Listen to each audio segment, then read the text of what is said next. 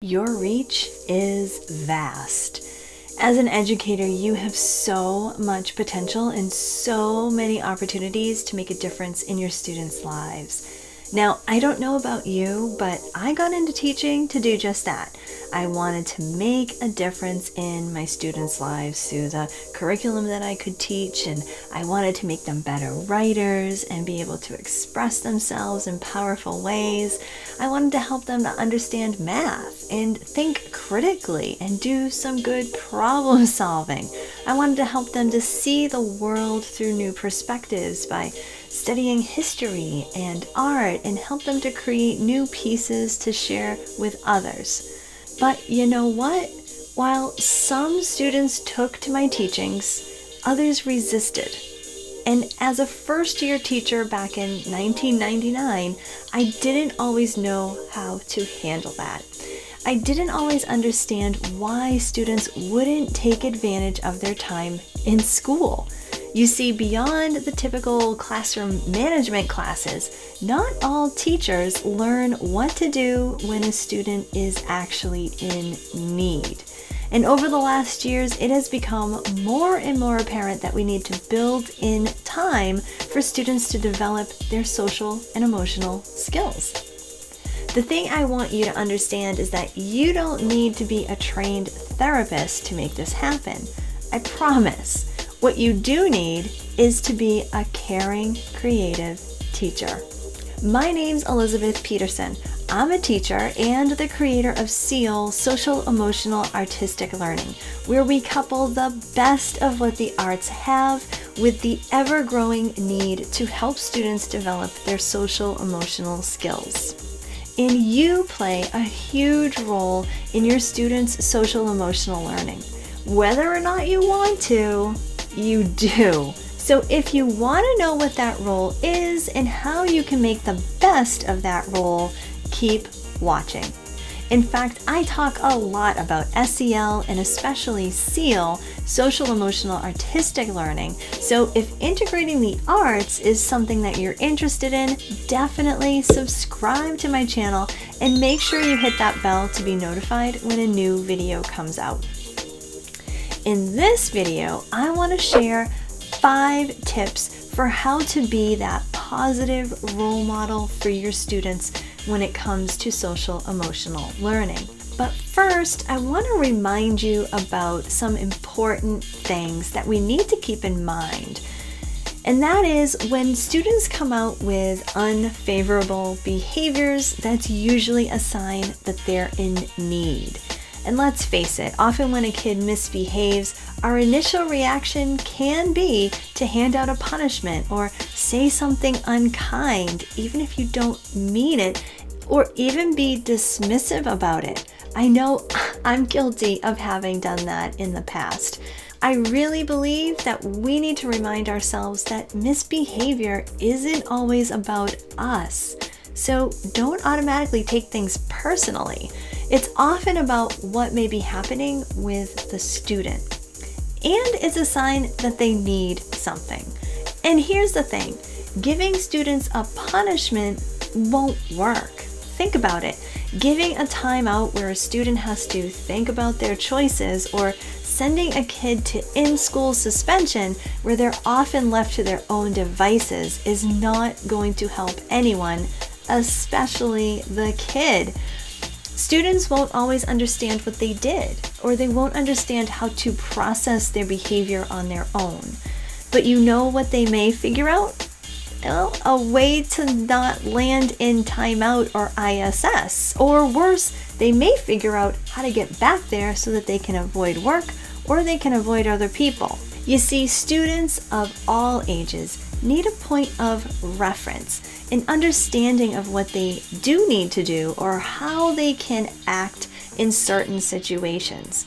And if they don't get that and are left to their own devices, well, we're all doing that student a disservice. And do I speak from experience?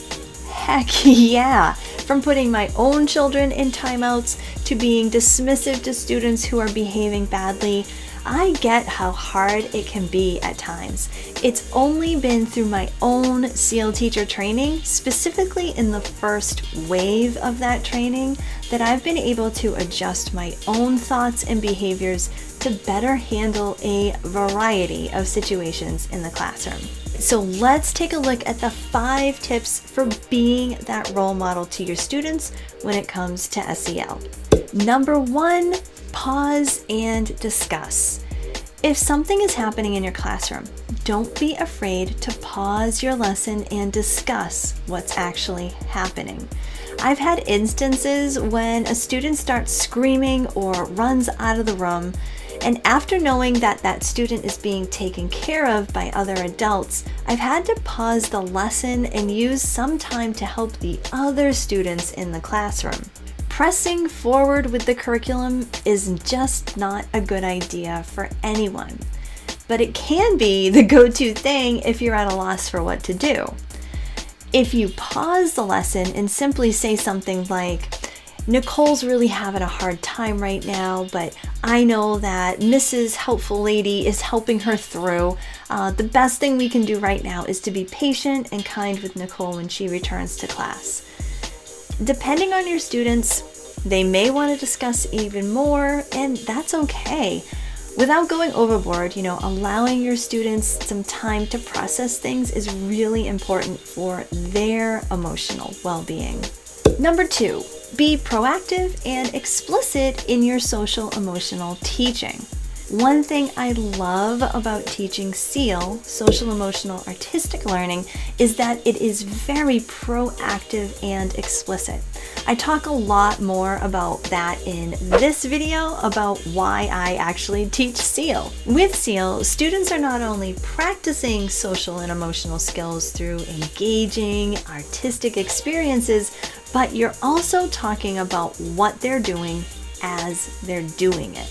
And practicing the skills is the proactive part.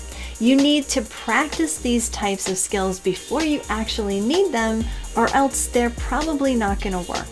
And talking about what you're learning through SEAL is the explicit part. It's really important for students to understand what they are learning and why. Number 3, integrate SEL with whatever it is that you're teaching. One way to be proactive and explicit with your social emotional teaching is to integrate SEL into whatever it is that you're actually teaching. For example, if you're reading a book, take some time to talk about the characters' personalities and behaviors and how they relate to social and emotional skills. Doing character studies and really being explicit about SEL is such a good use of your time. And of course, integrating the social emotional learning students do while creating and responding to art is a critical part of SEAL. If you are an arts teacher, consider how you can weave social emotional learning into your lessons. And if you teach other content like history or math or science or anything else, find ways to talk about some of those SEL components that make up your lessons and activities that you're doing with your students. Maybe students are working collaboratively or trying to manage their time to work on homework. There are social emotional lessons in nearly everything that we do and everything that we teach. Number 4, role model body language, facial expressions, and kind words. One of my colleagues would often say, fix your face. And as much as that made us laugh, it's also true. Being aware of your body language, your facial expressions, and the words that come out of your mouth is pretty important because, let's face it, our students notice everything. So go ahead and pause yourself every so often and check your face, the way you use your hands, how you position your body, and possibly the most important, always use kind words. Many teachers, and I know this because I've been guilty of this myself, use sarcasm to try and be funny. But sarcasm often is interpreted as mean or rude, or to some students, just really confusing. So it's best to just leave it out completely.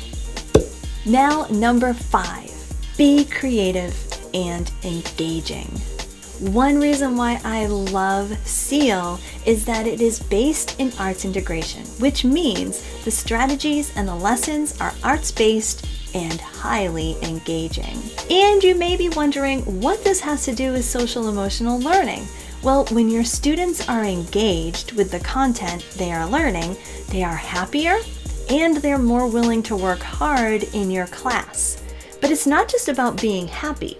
It's about finding satisfaction in learning, finding joy in working with others, finding a purpose for being at school. In fact, studies have shown that students who engage in the arts and in arts integration at school are less likely to have attendance issues. Why? Because the arts are engaging. They're engaging for the brain and for all of the senses. If you remember the push for teaching to the whole child, you will understand how engaging in the arts truly does teach the whole child. And this is not just true for the lower grades. Middle school and high school students also need to be engaged in their learning to help them find purpose in their day. In fact, they may need it even more as they are naturally not as likely to just simply please their teachers. Older students question why they are learning your content. So help them to find those points of engagement and don't be afraid to test things out and get a little creative with your lessons. Now, I do have one bonus tip, and this bonus tip I want to share with you is simply to take the time to listen to your students. Our students, actually all humans, want to feel valued and heard. It's one of the basic ways that we can show students that we care, and it is one of the most simple ways to boost their social and emotional learning. So earlier I made a huge reference to timeouts and in-school suspensions, or ISS. Using these as punishments is not the answer, but considering it as a natural consequence is a little bit different, and here's what I mean. Having a place where students can go to slow down and calm down can be good if it's followed up quickly with some support. And maybe you do this at your school or in your classroom. I've seen ISS rooms work when the students are placed with caring adults who actively work to help the student process through what has just happened. And I've seen teachers take time to go into the ISS room and chat with the student about what happened in their classroom and listen, really listen to what the student had to say. Heck, I've been one of those teachers and felt the benefits from having a meaningful conversation with a student before they came back to their classroom. I remember one 7th grade boy who saw me walk into the ISS room he was assigned to and roll his eyes and get super annoyed. But when I gave him some of that undivided attention and really listened to what he had to say, his whole demeanor changed.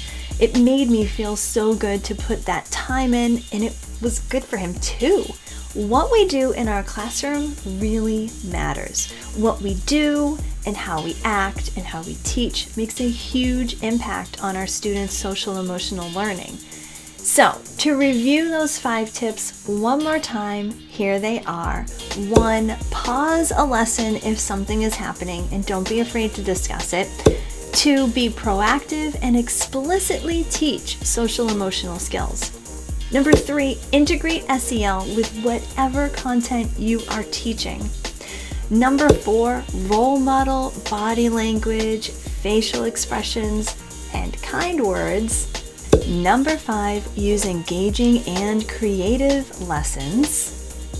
And the bonus, take the time to listen to your students. If you're interested in learning more about reaching your students through SEAL, social emotional artistic learning, go ahead and register for my free workshop, The 3 Secrets to Integrating the Arts with SEL. This 1-hour workshop is packed with ideas and strategies that will help you to start teaching SEAL in no time. I'll put the link in the description. I look forward to seeing you inside the workshop. Have a great rest of your day.